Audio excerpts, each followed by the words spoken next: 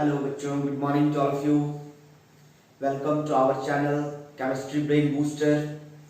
I am Suchit sir. आज हम लोग इलेक्ट्रोकेमिस्ट्री में नर्न्स इक्वेशन पर कुछ न्यूमेरिकल्स करने जा रहे हैं जो कि इम्पोर्टेंट होता है एग्जाम्स के लिए। ये थोड़ा सा ट्विस्ट न्यूमेरिकल्स है, मतलब इसमें थोड़ा कॉन्सेप्ट है, ठीक है। ये न्यूमेरिकल्स बहुत इंपॉर्टेंट होता है 3 मार्क्स के लिए बोर्ड एग्जाम्स में और कॉम्पिटिटिव एग्जाम्स में। इसको डील कैसे करना है, सबसे पहले हमको ये समझना पड़ेगा क्वेश्चन में पूछ क्या रहा है। क्वेश्चन कहता है कैलकुलेट, निकालना क्या है, ईएमएफ निकालना है, यानी कि आपको सेल का ई सेल निकालना है, ठीक है। और टेम्परेचर कितना है 298 केल्विन यानी 25 डिग्री सेल्सियस है, बहुत अच्छी बात है। एक आपको सेल दिया गया है 2Cr3Fe2 plus tends to 2Cr3 plus 3Fe और आपको ई नॉट क्रोमियम दिया हुआ है और standard electron potential of iron दिया हुआ और standard electron potential of chromium दिया हुआ है, ठीक है।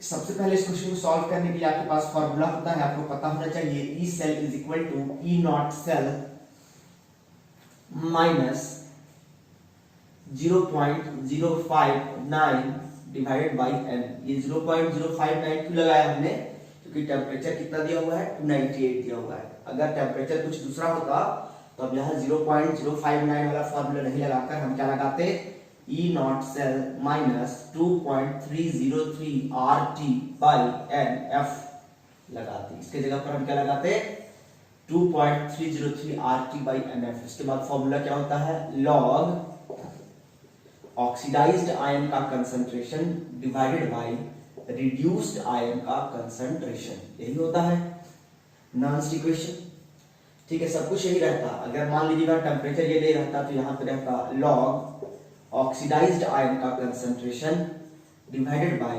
रिड्यूस्ड आयन का कंसंट्रेशन, यही रहता ना फॉर्मूला। बस हमने R का वैल्यू, गैस कांस्टेंट कितना होता है 8.314 पुट कर दिया, यहाँ पर टेम्परेचर 298 पुट कर दिया, F फैराडेज कांस्टेंट 96,500 पुट कर दिया, F का R का T का, ये तीनों कांस्टेंट है, सबका वैल्यू पुट करके और 2.303 से मल्टीप्लाई कर दिया तो इसका वैल्यू कितना आ गया 0.059 आ गया। तो चूंकि जब हमको टेम्परेचर दिया हुआ है तो हम सबका वैल्यू पुट करके न्यूमेरिकल को और लेंदी क्यों बनाए, जब इजीली सॉल्व हो रहा है तो हम ये फार्मूला नीचे वाला नहीं लगाएंगे, हम डायरेक्ट ऊपर वाला फार्मूला इंप्लीमेंट करेंगे। बात समझ में आ रही है, तो इसको मिटा दिया जाए। अब देखिए आपको क्या क्या दिया और क्या निकालना है। आपको ई सेल निकालना है। ई नॉट सेल दिया हुआ है क्या, तो जवाब है नहीं दिया हुआ है। तो ई नॉट सेल कैसे निकलेगा, तो ई नॉट सेल निकालने के लिए हमारे पास फॉर्मूला होता है E naught cathode minus E naught anode, या फिर हम कह सकते हैं E naught right minus E naught left, ये भी कह सकते हैं E naught right minus E naught left. क्या आपको ये वैल्यू दिया हुआ है दोनों का, तो जवाब है हाँ। अब हमको देखना पड़ेगा कि किसका ऑक्सीडेशन हो रहा है, किसका रिडक्शन हो रहा है। तो देखिए यहाँ पर Cr से Cr3 प्लस हो रहा है, तो Cr से क्या हो रहा है Cr3 प्लस, यानी क्रोमियम 3 इलेक्ट्रॉन लूज कर रहा है, तो क्रोमियम का यहाँ पर क्या हो रहा है ऑक्सीडेशन हो रहा है। और Fe2 प्लस से Fe हो रहा है, क्या हो रहा है Fe2 प्लस से Fe हो रहा है। इसका मतलब Fe2 प्लस जो पहले से 2 इलेक्ट्रॉन लूज किए हुए था उसने 2 इलेक्ट्रॉन गेन करके Fe बना लिया, तो यहाँ पर इलेक्ट्रॉन गेन हो रहा है, तो इलेक्ट्रॉन गेन होना को क्या कहते हैं रिडक्शन कहते हैं। यहाँ पर इलेक्ट्रॉन गेन हो रहा है और ऊपर वाले में इलेक्ट्रॉन क्या हो रहा है लूज हो रहा है, तो इलेक्ट्रॉन का लूज होना ऑक्सीडेशन कहलाता है और इलेक्ट्रॉन का गेन होना रिडक्शन कहलाता है। इसका मतलब चूंकि क्रोमियम इलेक्ट्रॉन लूज कर रहा है तो क्रोमियम का क्या हो रहा है ऑक्सीडेशन हो रहा है, क्रोमियम का क्या हो रहा है ऑक्सीडेशन हो रहा है। आयरन यहाँ पे इलेक्ट्रॉन Fe2 प्लस से Fe हो जा रहा है, यानी आयरन यहाँ पर इलेक्ट्रॉन गेन कर रहा है और इलेक्ट्रॉन गेन कर रहा है आयरन, तो हम बोलेंगे कि आयरन का रिडक्शन हो रहा है। अब हमारे पास एक फॉर्मूला होता है loan, left oxidation anode negative, यानी एनोड पे क्या होता है ऑक्सीडेशन। L का मतलब लेफ्ट, O का मतलब ऑक्सीडेशन, A का मतलब एनोड, N का मतलब नेगेटिव। ये फॉर्मूला हमने कहां से लाया था, गैल्वेनिक सेल से लाया था। तो कहने का मतलब क्या है कि ऑक्सीडेशन किस पे होता है एनोड पे होता है, तो यहाँ पर ऑक्सीडेशन वाला वैल्यू लिखेंगे और यहाँ पर रिडक्शन वाला। तो तो रिडक्शन किसका हो रहा है? आयरन का। तो हम इसका जगह पर ये भी लिख सकते हैं, क्या लिख सकते हैं? E not Fe2 plus Fe minus E not Cr3 plus Cr3 plus, कुछ भी लिखेंगे दिक्कत नहीं है। अब इनका वैल्यू आपको दिया हो, ये चीज कैसे सेट किए समझ में आ रहा है ना? बहुत बच्चे क्या करेगा, समाज में इतना दर्द समझे में आएगा, उसको इसको पहले लिख देगा, उसको बाद में लिख देगा। ये समझना जरूरी है किसको पहले लिखना है, किसको बाद में लिखना है। भैया कैथोड में क्या होता है, एनोड में क्या होता है, ये आपको समझना होगा। तो एनोड में ऑक्सीडेशन होता है ना लोन के हिसाब से। जब एनोड में ऑक्सीडेशन होता है तो एनोड ये है, तो एनोड में क्या रखेंगे? ऑक्सीडेशन वाला रखेंगे। तो ऑक्सीडेशन किसका हो रहा है? क्रोमियम का हो रहा है। तो एनोड के जगह पे हमने क्रोमियम वाला पुट कर दिया।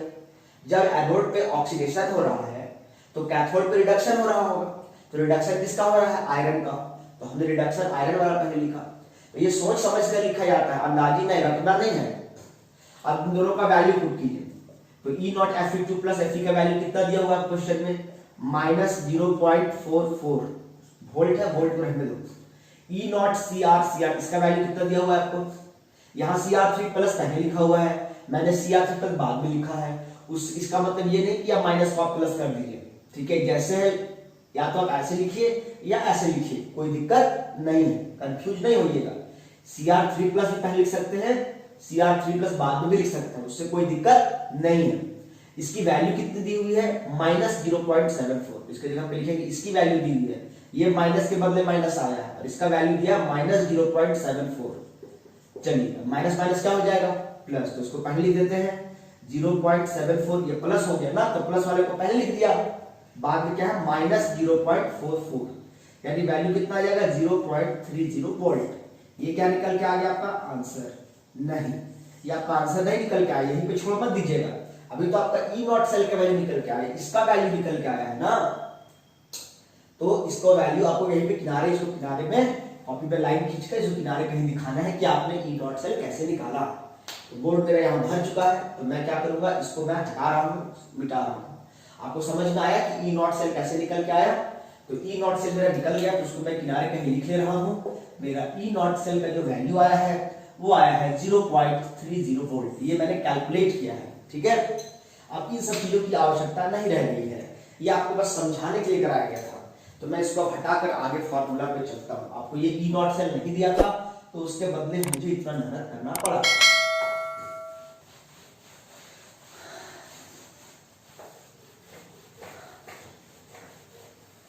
ठीक है, अब देखिए फॉर्मूला पुट करने के बाद क्या क्या चीजों की आवश्यकता है। n मतलब नंबर ऑफ इलेक्ट्रॉन, कितने इलेक्ट्रॉन का आदान प्रदान हो रहा है। तो यहाँ Fe पे कितना प्लस है? 2 प्लस। Cr पे कितना प्लस है? 3 प्लस। ये तो गड़बड़ हो गया। यहाँ पर 2 इलेक्ट्रॉन का आदान प्रदान हो रहा है, यहाँ 3 का हो रहा है। तो n का वैल्यू क्या लिखे? इसके पहले जो हमने क्वेश्चन सॉल्व किया Mg वाला, मैग्नीशियम वाला, उसमें यहाँ पर भी 2 प्लस था, यहाँ पर भी 2 प्लस था, तो हमने n का वैल्यू 2 पुट कर दिया। लेकिन यहाँ पे तो इसी क्वेश्चन पे 2 भी है और 3 भी है, तो अब हम क्या पुट करें?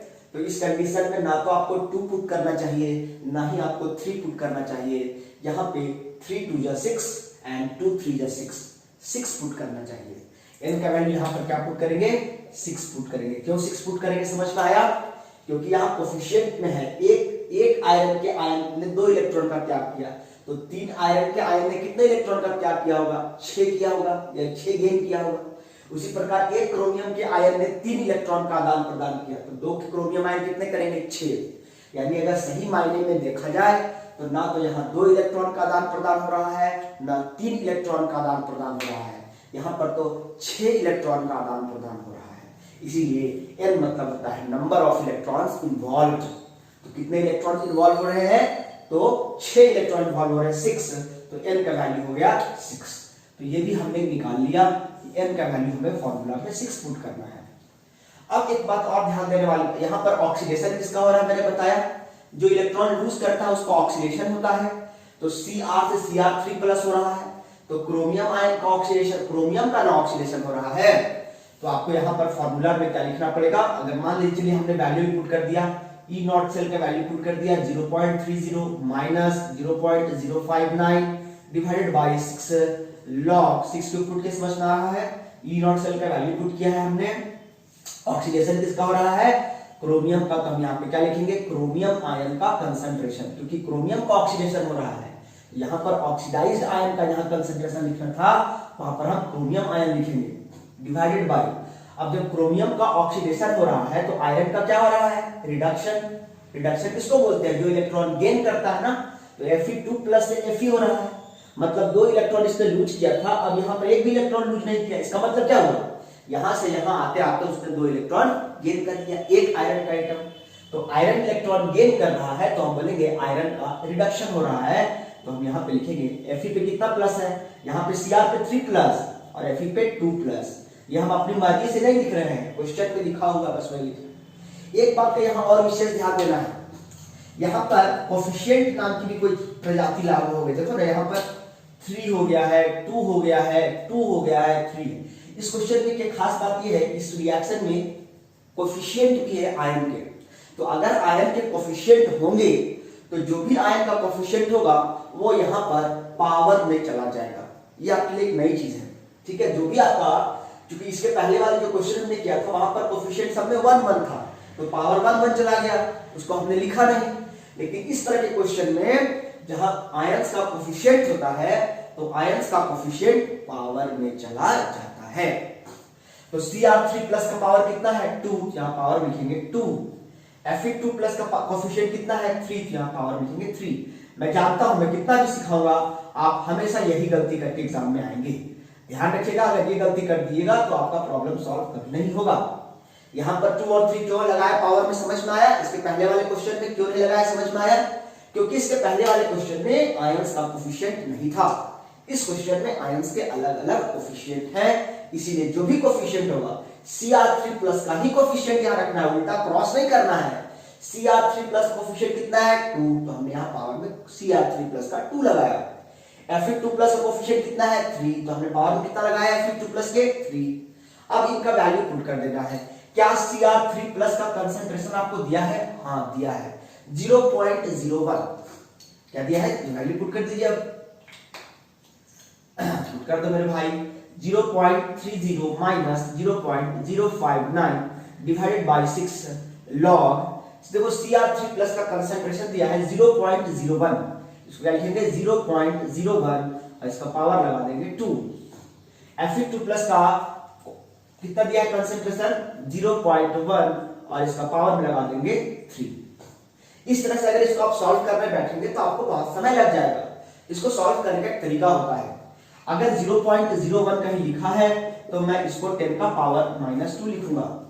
भाई 0.01 का मतलब क्या हुआ, डेसिमल हटाएंगे तो क्या हो जाएगा, क्या है सैकड़ा 1/100, क्या मैं 1/100 को 10 का पावर -2 नहीं लिख सकता हूं। उसी प्रकार यहां पर 0.1 है, इसको लिख सकते हैं क्या 1/10, क्या मैं इसको 10 का पावर -1 लिख सकता हूं, लिख सकता हूं। तो मैं क्या करूंगा, इसको 0.30 माइनस 0.059 डिवाइडेड बाय 6, ऐसा मैंने इसीलिए किया है क्योंकि यहाँ पर पावर में है, और डेसिमल को पावर लगाएगा तो आप नहीं जानिएगा, गड़बड़ी कर दीजिएगा, इधर उधर कर दीजिएगा तो पूरा गेम ओवर। उस कंडीशन में क्या करेंगे, लॉग, अब 0.01 का वैल्यू आया 10 का पावर -2 और इसका क्या करना है स्क्वायर, 0.1 का वैल्यू है 10 का पावर -1 और इसका पावर है 3। अब देखिए -2 का स्क्वायर करेंगे तो क्या हो जाएगा -4 हो जाएगा, ठीक है।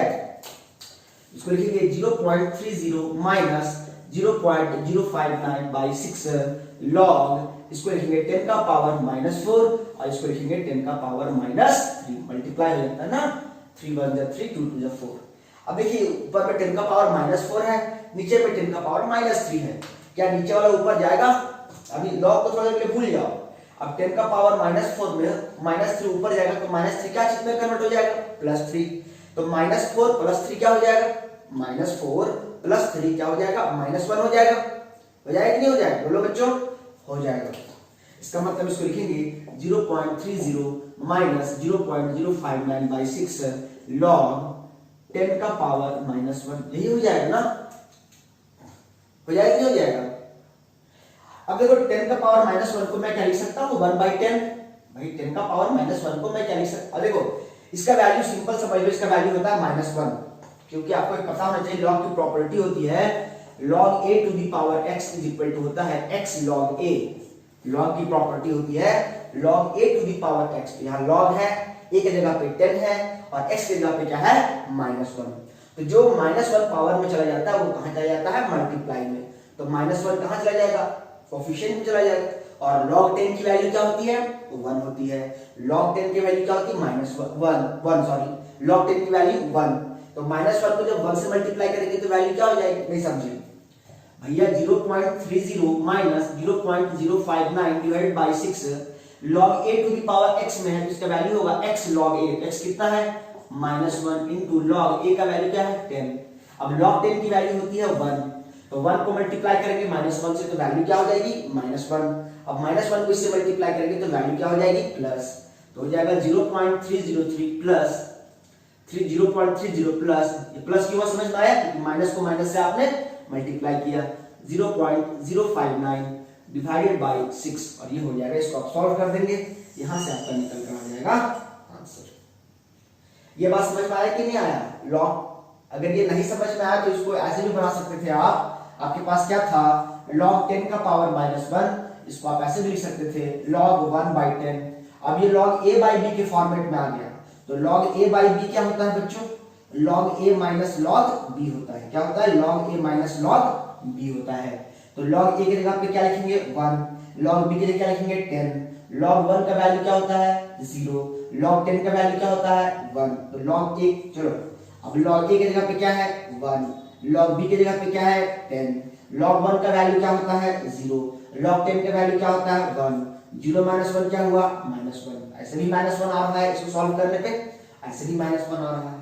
तो आप a by b के फॉर्मेट में लगा सकते थे या log a to the power x को लगा सकते थे। log का दोनों में से कोई भी प्रॉपर्टी लगाते आप तो चीजें सॉल्व हो जाती है। एक बात का ध्यान रखिएगा कि log 10 का वैल्यू कितना होता है 1 होता है और log 1 की वैल्यू कितनी होती है log 1 की वैल्यू होती है 0।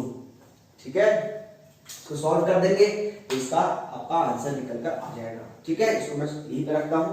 अगले क्वेश्चन को यहाँ पे सीखने वाली बात दो चीज थी, एक तो n का वैल्यू कैसे लेना है जब इस तरह क्वेश्चन आया तो, और दूसरा यहाँ पर पावर में भी कोई टर्म इंट्रोड्यूस हो जाता है, जो कोफिशिएंट में रहता है वो पावर में चला जाता है। तो ये क्वेश्चन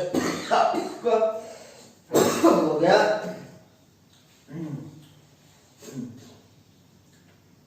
आपके पास इस क्वेश्चन का आंसर जो है मुझे कमेंट कीजिएगा आप लोग। ठीक है, इस क्वेश्चन का आंसर आप लोग मुझे कमेंट करेंगे, इसको सॉल्व करके 0.059 इसको सॉल्व करेंगे और मुझे कमेंट करके बताएंगे। ठीक है, अगले सवाल की ओर मैं चलता हूं और दूसरा सवाल इसको मिटा देता हूं मैं। ठीक है,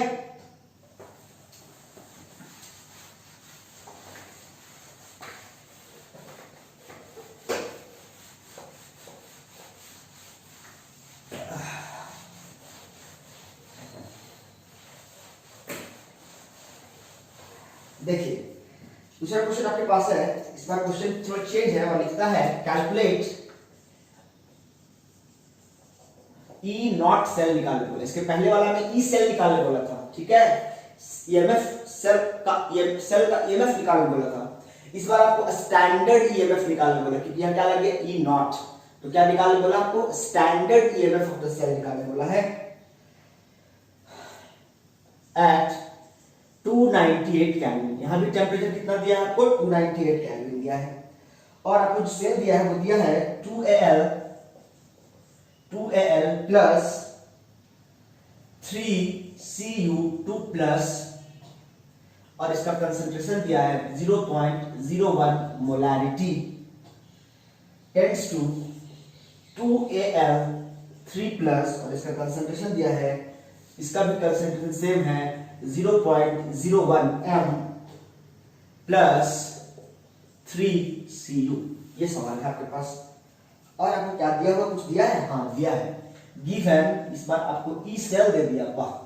E cell is equal to value दिया है आपको 1.98 वोल्ट। एकदम से लॉलीपॉप सवाल है भाई साहब, अगर समझ में आता है आपको तो ठीक, कोशिश करेंगे कि आपको समझा दें। यहां पर हर बार क्वेश्चन में ई सेल निकालने को बोलता था, इस बार क्वेश्चन में ई नॉट सेल निकालने बोला है। ठीक है, सेल आपको दिया हुआ है, यानी आपको यहाँ पे क्या लगाना है, नल्स इक्वेशन लगाना है। इसको सॉल्व कैसे करेंगे, इसको सॉल्व करने का तरीका आपके पास सिंपली है। आपके पास फॉर्मूला होता है E cell is equal to E naught cell minus, क्योंकि टेम्परेचर 298 है इसलिए क्या लेंगे 0.059 by n log oxidised ion का concentration divided by reduced ion का कंसंट्रेशन। यही लगाना है यहाँ पर फॉर्मूला। आपको इस क्वेश्चन में क्या दिया है, आपको ई नॉट सेल निकालना है। क्या निकालना है आपको? ई नॉट सेल निकालना है आपको, यही निकालना है ना, ई नॉट सेल निकालना है। और आपको ई सेल इस बार दिया हुआ है, हर बार आपको ये दिया रहता था, ये निकालना रहता था, लेकिन इस बार आपको ये फाइंड आउट करना है। ये दिया हुआ है, ये दिया हुआ है, ये दिया हुआ है, सब कुछ दिया हुआ है, आपको बस समझने का फेर है। देखिए तो कैसे डील करेंगे, सबका वैल्यू चलो पुट करते जाते हैं, ठीक है। एक लाइन में बना रहा हूं क्योंकि आप समझ चुके हैं। ई सेल का वैल्यू कितना दिया है 1.98 is equal to E naught cell का वैल्यू नहीं पता है, चलो इसको x का देते हैं, x लिख देते हैं, ये हमको निकालना है माइनस 0.059 डिवाइडेड बाय n का वैल्यू कितना रखेंगे बताइए आप लोग। यहाँ पे 2 प्लस है, यहाँ पे 3 प्लस है, तो ना तो 2 रखेंगे ना 3 रखेंगे। यहाँ पे 3 2 जा 6, 2 3 जा 6, इसका मतलब n का वैल्यू यहाँ पर क्या हो जाएगा 6 हो जाएगा।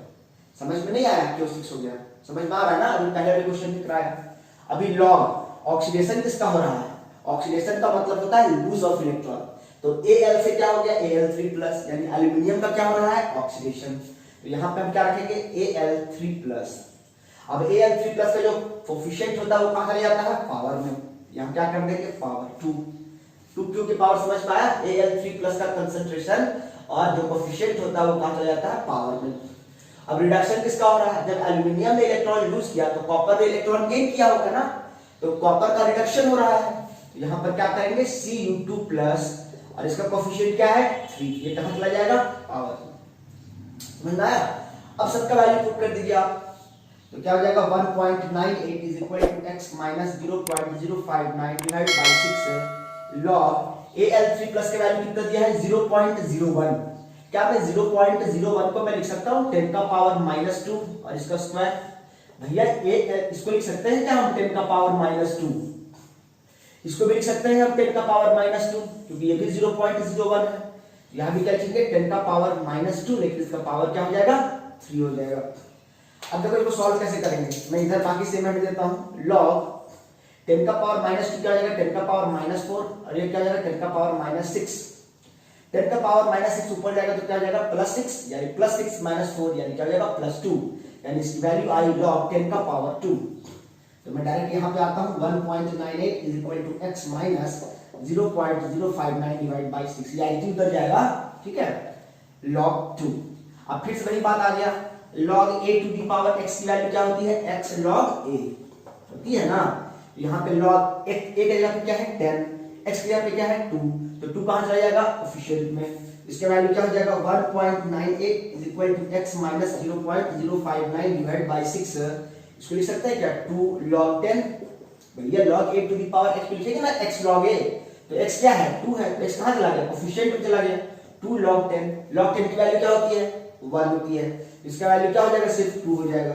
यहां से x कैसे निकालेंगे तो x इज इक्वल टू क्या हो जाएगा 1.98 प्लस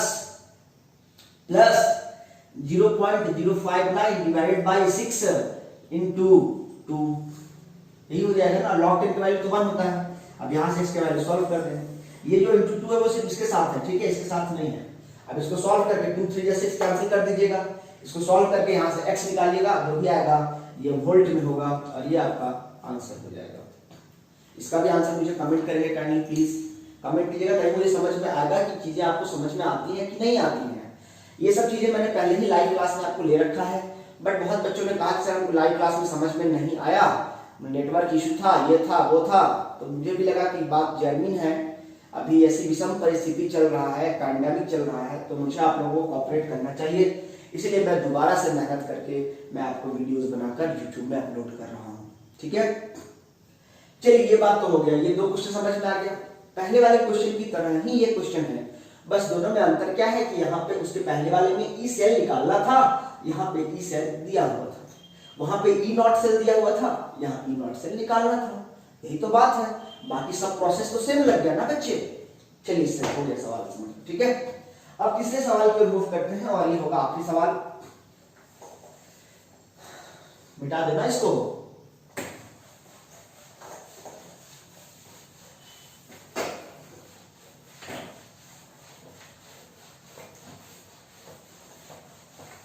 जरूर कमेंट कीजिएगा, मुझे उम्मीद रहेगा, मुझे इंतजार रहेगा आपकी कमेंट का। आप लोग कमेंट नहीं करते हैं, रिप्लाई नहीं करते हैं, बस वीडियो देखते भी नहीं है, पूरा मटिया देते हैं, इधर हटाओ सारा का ऐसा फालतू चल रहा है, माथा का दर्द, ऐसे माथा दर्द करते रहता है और माथा दर्द, एक साला केमिस्ट्री समझ में नहीं आता, ऊपर से मास्टर इतना माथा चाटता रहता है। हकीकत यही है कि आपको अगर जिंदगी में अगर अच्छे रैंक पे जाना है आपको, तो केमिस्ट्री ही आपको आगे लेकर जाएगा, यही आपको रैंक दिलवाता है। बहुत ही आसान होता है, बस थोड़ा सा समझने का फिर है। एक बात समझ लीजिए, किसी भी चीज को आप टाइम दीजिएगा तो ही आपको समझ में आएगा, चाहे वो गर्लफ्रेंड हो चाहे वो केमिस्ट्री हो।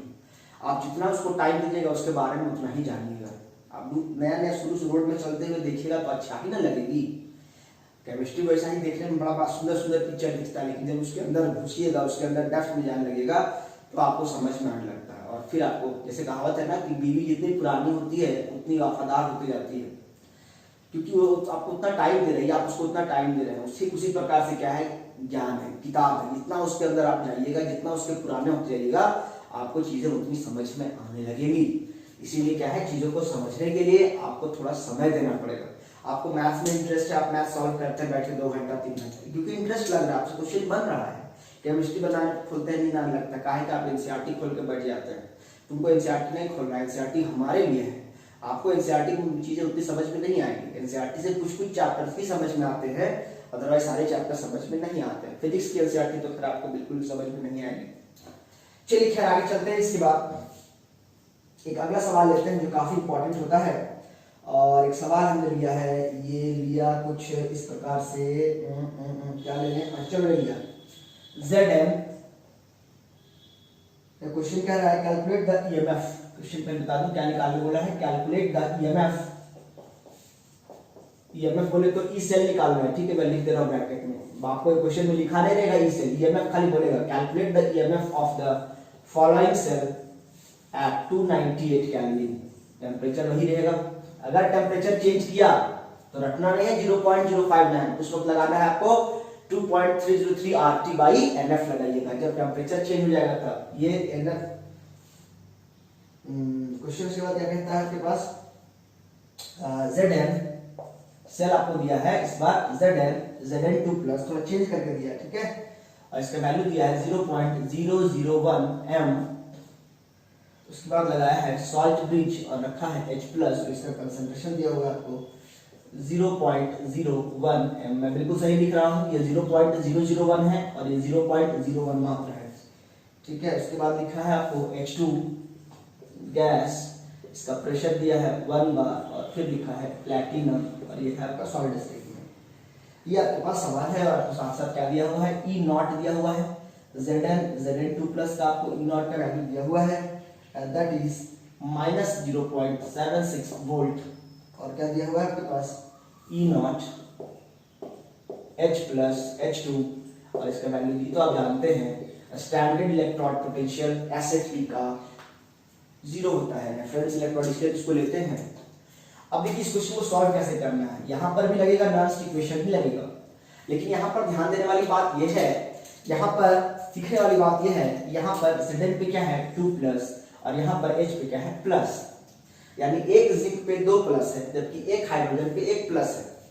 समझने वाली बात है कि यहाँ पर हमको हाइड्रोजन 2 लेना पड़ेगा, क्योंकि एक जिंक अगर 2 इलेक्ट्रॉन लूज करेगा तो हाइड्रोजन 2 हाइड्रोजन मिलकर के 2 इलेक्ट्रॉन उसका ले पाएगा। यानी एक जिंक अगर 2 इलेक्ट्रॉन लूज करता है, लेकिन हाइड्रोजन तो एक ही इलेक्ट्रॉन में गेन कर सकता है, तो इस इलेक्ट्रॉन को गेन करने के लिए एक H प्लस, इस इलेक्ट्रॉन को गेन करने के लिए एक H प्लस, यानी जिंक अकेला 2 हाइड्रोजन आयन को संभाल सकता है कि नहीं संभाल सकता है।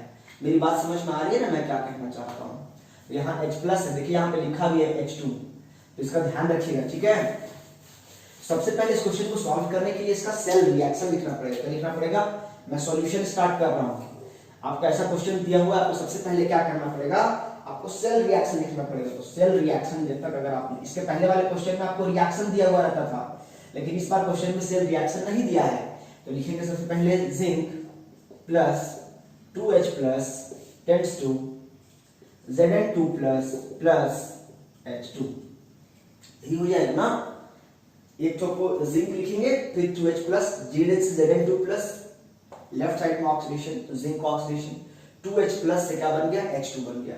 अब ये आपका बन गया। अब आइए यहाँ पर आपको देख करके आपको यहाँ से क्या निकालना है, ये रिएक्शन हमने इसलिए लिखा है ताकि यहाँ से आप n का वैल्यू निकाल सके और चीजों का कोफिशिएंट पुट कर सके। तो भैया आपके पास फॉर्मूला है E cell is equal to होता है E naught cell minus 0.059 divide by L log oxidised ion, zinc का ऑक्सीडेशन हो रहा है तो Zn2 प्लस आयन का कंसंट्रेशन, इसका कोफिशिएंट कितना है भाई 1 है तो यहाँ 1 लिख देंगे। उसके बाद रिडक्शन किसका हो रहा है H प्लस, तो H प्लस आयन का कंसंट्रेशन, इसका कोफिशिएंट कितना है 2, तो कहाँ चला जाएगा पावर में क्या चला जाएगा 2। अब हमको ई नॉट सेल निकालना पड़ेगा, तो ई नॉट सेल कैसे निकालते हैं, तो E naught cell equal to होता है E naught right minus E naught left. तो राइट में क्या होता है रिडक्शन होता है ना, R for reduction R for right, तो रिडक्शन किसका हो रहा है हाइड्रोजन का, तो क्या लिखेंगे भाई E naught H plus H2 minus E naught Zn। समझ में आया कि मैंने इसको पहले क्यों लिखा, क्योंकि हम पहले उसको लिखते हैं E naught cathode minus E naught anode होता है, तो कैथोड में क्या होता है एनोड में ऑक्सीडेशन होता है, तो कैथोड में रिडक्शन होता है। तो यहाँ पे रिडक्शन वाला का लिखेंगे, तो रिडक्शन किसका हो रहा है जो इलेक्ट्रॉन गेन कर रहा है, तो इलेक्ट्रॉन गेन कौन कर रहा है H प्लस से H2 हो रहा है, तो हाइड्रोजन इलेक्ट्रॉन गेन कर रहा है, यानी हाइड्रोजन का रिडक्शन हो रहा है, इसलिए हम हाइड्रोजन का लिखेंगे। अब इनका वैल्यू दिया हुआ है, देखिए इसका वैल्यू क्या दिया है, ये तो 0 होता है, माइनस इसका वैल्यू क्या दिया है माइनस 0.76। बच्चे यहाँ भी गलती करते हैं, सीधा माइनस देखा कर दिया, माइनस माइनस 0. नहीं भाई, ये माइनस तो इसका है, इसका वैल्यू क्या दिया है आपको, इसका वैल्यू क्या दिया है माइनस 0. इसके बदले लिखोगे माइनस 0.76, तो माइनस माइनस क्या हो जाएगा प्लस, यानी क्या हो गया प्लस 0.76 वोल्ट। ये क्या निकल के आया आपका ई नॉट सेल का वैल्यू निकल के आया, यानी ये आपको मिल गया। नंबर ऑफ इलेक्ट्रॉन्स कितना लिखेगा 2 प्लस है, यहाँ पे प्लस है, क्या लिखेगा 2 1 जा 2 एंड 2 1 जा 2, तो n का वैल्यू क्या हो जाएगा आपके पास 2 हो जाएगा। सबका वैल्यू पुट कर देंगे, फॉर्मूला चलिए पुट कीजिए, E cell is equal to क्या हो जाएगा, मैं डायरेक्ट पुट कर रहा हूँ, ई नॉट सेल का वैल्यू कितना आया 0.76 माइनस 0.059 डिवाइड बाई n का वैल्यू क्या आया आपके पास 2 लॉग ऑक्सीडेशन किस Zn2 प्लस का कंसंट्रेशन कितना दिया हुआ है 0.001, इसको लिख सकते हैं क्या 1 2 3 अंक बाद इसको लिख 10 का पावर -3 लिख सकते हैं, इसको लिखेंगे 10 का पावर -3 पावर 1 में है। इसका वैल्यू कितना है H प्लस का 10 का पावर -2 लिख सकते हैं -2, हाँ ठीक है 10 का पावर -2, लेकिन इसका पावर में कितना है 2। इसको सॉल्व कर लीजिएगा अब आप लोग, -4 हो जाएगा ना, ऊपर जाएगा तो +4 -3 कितना हो जाएगा +4 -3 +1 हो जाएगा, यानी log 10 बचेगा, log 10 का वैल्यू क्या हो जाएगा 1। इसका वैल्यू निकल के आ रहा है log 10 और log 10 का वैल्यू होगा 1, यानी सिंपली आपके पास क्या आया 0.76 माइनस 0.059 डिवाइड बाई 2, इसको 1 से मल्टीप्लाई करेंगे तो इतना ही रह जाएगा। इसको सॉल्व कीजिएगा, जो भी आएगा ये वोल्ट आपका क्या हो जाएगा आंसर, इसको आप मुझे कमेंट करेंगे, ठीक है बनाकर। ये 3 क्वेश्चन हमने बताया, तीनों का आंसर आपको कमेंट करना है इसको सॉल्व करने के बाद, ठीक है।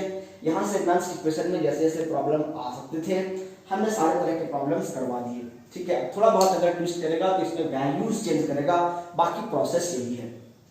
और इससे क्या क्वेश्चन आ सकते हैं उसके लिए आपको दूसरा टॉपिक पढ़ाएंगे, तभी आपको समझ में आएगा। यानी कि गिब्स एनर्जी से क्वेश्चन आता है और इक्विलिब्रियम कांस्टेंट से क्वेश्चन आता है, तो अभी उसको मैं कराता हूं, फिलहाल इसको आप कवर करेंगे, ठीक है। Thank you.